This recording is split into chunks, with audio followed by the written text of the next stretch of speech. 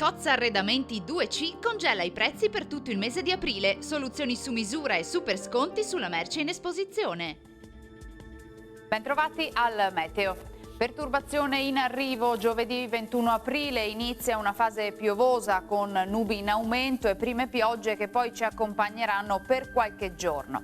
Nel dettaglio sul Veneto al mattino avremo qualche schiarita, poi sarà via via più nuvoloso un po' su tutta la nostra regione. Precipitazioni inizialmente assenti, in seguito la probabilità sarà in aumento sui settori più a sud. Entro sera fenomeni anche altrove piuttosto diffusi e localmente abbondanti.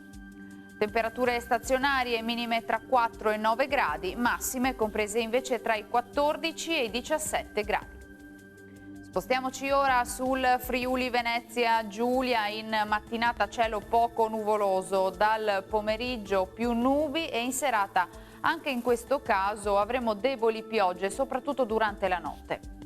Temperature minime tra 5 e 9 gradi, massime sui 16-18 gradi.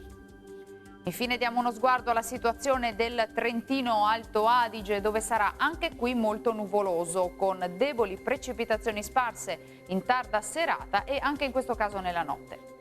Temperature minime intorno ai 6-7 gradi, massime sui 20 gradi all'incirca.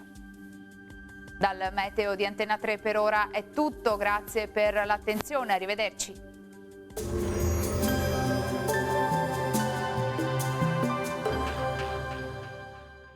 Cozza Arredamenti 2C congela i prezzi per tutto il mese di aprile, soluzioni su misura e super sconti sulla merce in esposizione.